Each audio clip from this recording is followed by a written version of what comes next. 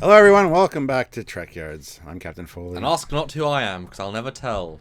Unless, Ooh. spoilers, you're testing me. In which case I'll say, I'm Commander Cockings, and I'll pass. How's that? Was that a good joke start? That was good. It's good.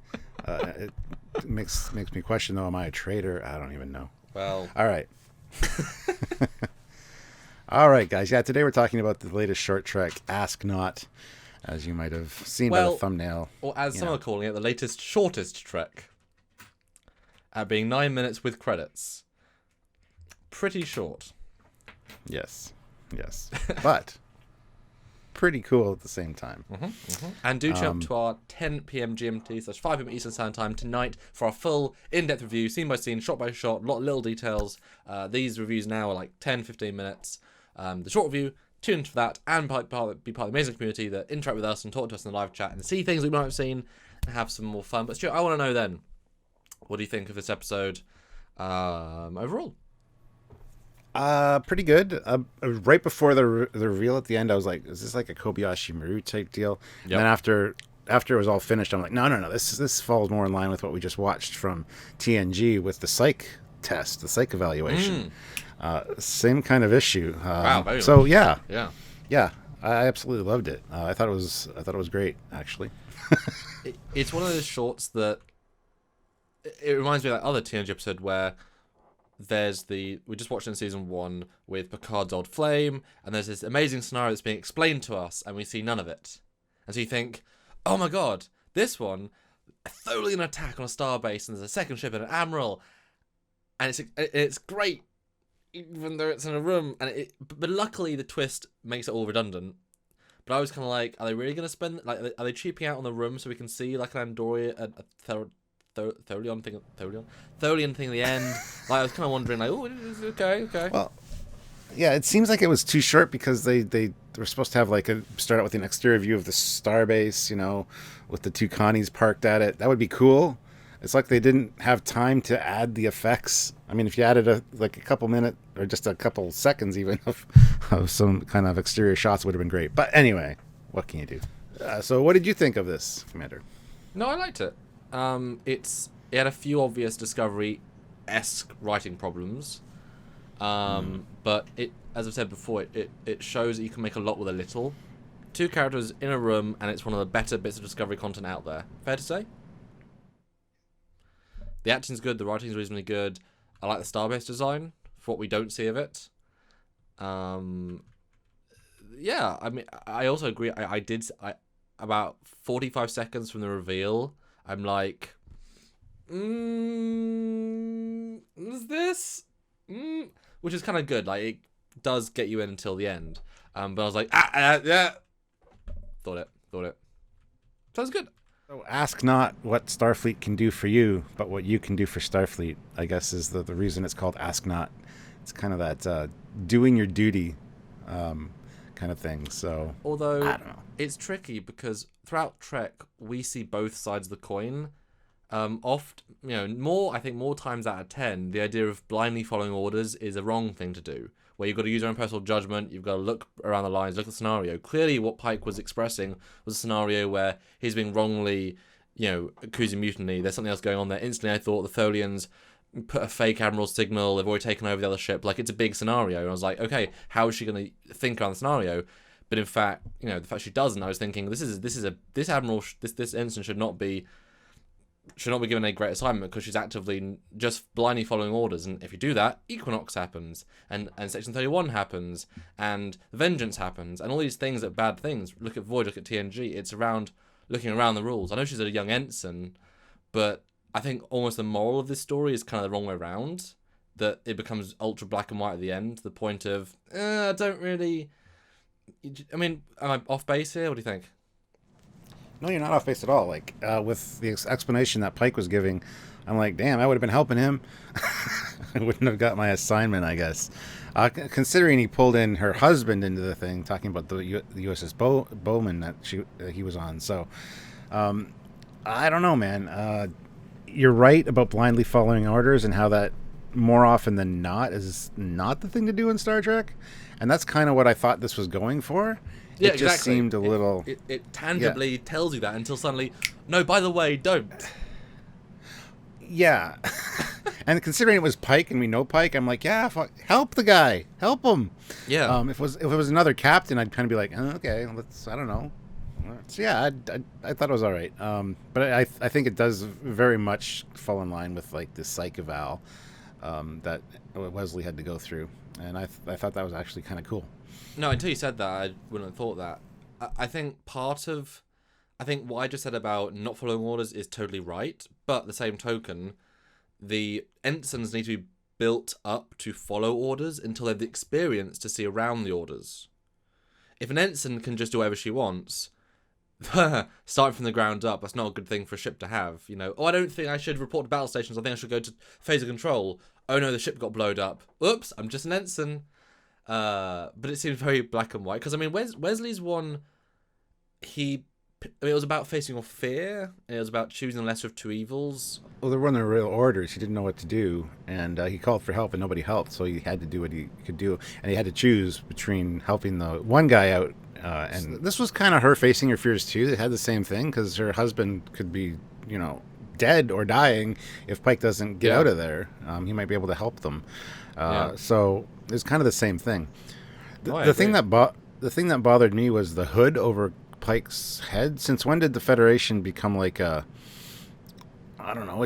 You don't put a hood over somebody's head, a prisoner's head. It just seems a little bit harsh. I don't know. Well, and Stuart, since when does Star Trek have tribunals where there are 4 people shrouded in black in a black room pronouncing sentence on you? With no lights. Season 1 of Discovery. They don't care. I mean, it's an artistic decision.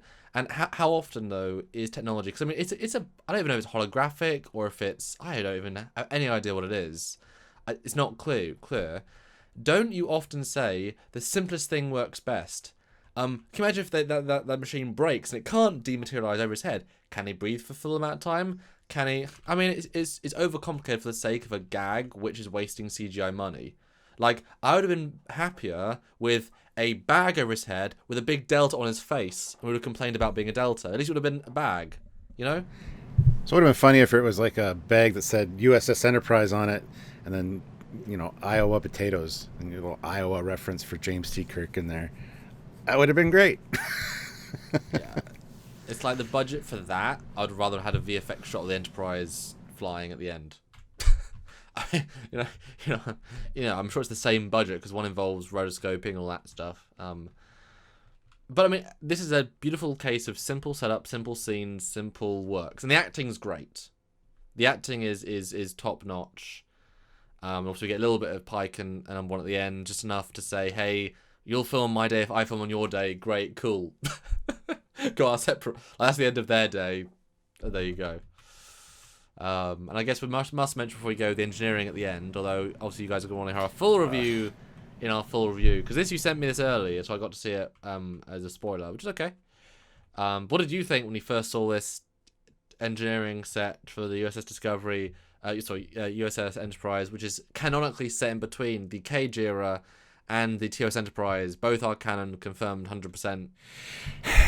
It was overly complicated, and they really spent a lot on that because, wow, it wasn't quite a brewery, but it had a JJ-esque feel to it. Lots of tubes and conduits running everywhere. Not the simple, sleek designs that Matt Jeffries wanted for TOS, because in original TOS Enterprise main engineering, the warp core was actually underneath the floor. You never saw it. And it was just a simple, clean room.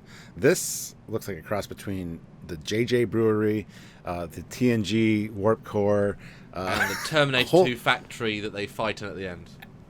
Yeah, and plus it's it's way huge. But then again, so is the ship. So like this one probably wouldn't have fit in the regular size, normal TOS size Enterprise. But there's also a lack of. I mean, clearly. So the outside of the Enterprise was designed by John Eaves and Scott Snyder, and they try to incorporate as much of the original as possible. This clearly has nothing of the original. They completely abandoned the original. It's a little bit of phase 2 in it, but that's just because it's got a single line. But there's no sense of design here in terms of actual function. If John Eaves had designed it, it would have been like following some sort of level. Like, I'm wondering where are any control surfaces? There's just lots of railings. There's no obvious, like, command post. There's no consoles. There's no... Where's the lithium chamber? Like, nothing here. It looks like it's just an automated system where the robots just fix things and monitor things, and people just walk around as big... as a zero element of thought to it, which is a real shame.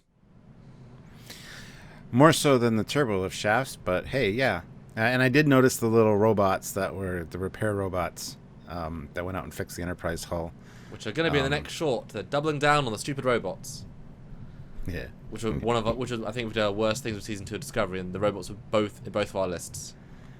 Yeah, absolutely. I mean, it looks at least is like a middle element, but it's just silly. It's you know. I mean, although this makes me think, because of this, that they are doing a Pike miniseries or series, because you wouldn't necessarily build this for one shot.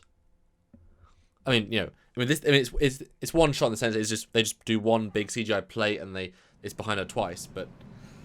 But that being said, I mean, I read an article about it saying that this is the first engineering we've seen in Discovery. And then they go on to say, you might have thought the Spore Room was in main engineering, but it's not. It's one of the science labs, specifically the Spore Lab on Discovery. So we still haven't seen the main engineering on Discovery. Not that this would be it, but yeah, I kind of agree with you that there could be more Pike-esqueness coming because of this. So, although this is like half the budget for a non-payoff. I mean, this was not even a payoff at the end. It was like, what is this room? Why does it look like this? Like, if it was actually, ironically though, the actual Discovery engineering room looks more like, I mean, that was at least there is some connective tissue. If they'd redressed that and actually had like a green screen plate and actually put like the exact same inner tube of the TOS engineering core at the back and just redressed it coloured, you'd be like, oh. They made it like the transporter room. It's like, oh, that's a better version of the transporter room. They could have instead they went for this. Boggles my mind. Yeah, they blew their budget on this. Couldn't afford any exterior shots of the starbase. Which is depressing because that starbase was a good design. And it even looks like a little bit like Regular One. That top bit, just the way it's designed, it looks a little bit like Regular One. So same kind of shape. So yeah, absolutely. I would have loved to have seen that in more detail. And maybe we will at some point. Yes. But. Well, I mean, they're already doing CGI for season 3, so I mean, if you've already got a starbase, why not? You know what I mean? They might just throw stuff in. So I guess maybe we see that reasons. Yeah. So yeah, it's a good short, one of the best ones they've done, but has the classic Discovery flaws that team keeps making. Is the summary, I guess. Yes.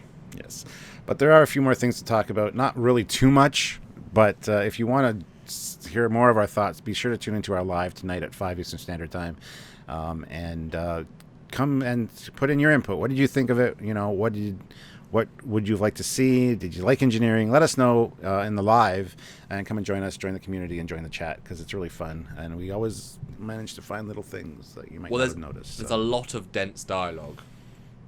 I mean, it is absolutely. Like a lot of regulations being spewed back and forth. Yeah. Yeah. And some things I even use in temporal anomaly. Oh, nice. Yeah. I don't know if they're referencing me or Voyager. We'll see! Well, let us know, guys. Yeah, so hit like, share the video around, and make sure you're subscribed so you get all of our lives as well, because the lives go way more in depth. Plus, you can super chat, and that really helps out the channel. But there are other ways to help out the channel as well. Yes, of course, just share, subscribe, like. Liking is important for the algorithm. One-time donation at Trekyards.com. Patreon is a really important way as well. Backbone of what we do here. We need to be roughly 1,000 each month as our baseline. We're not quite there yet, but we want to get there. And some cool perks. Speaking of, I should probably start giving the perks for the second part of the month perks. Yay, backers! So go look at that. And even $1 donation will get you perks starting pretty soon, as in this next time's perk. So yay! I'll see you in a few hours. Awesome. All right. Till then, I'm Captain Foley. I'm Commander Collins. Bye, guys. Bye, guys.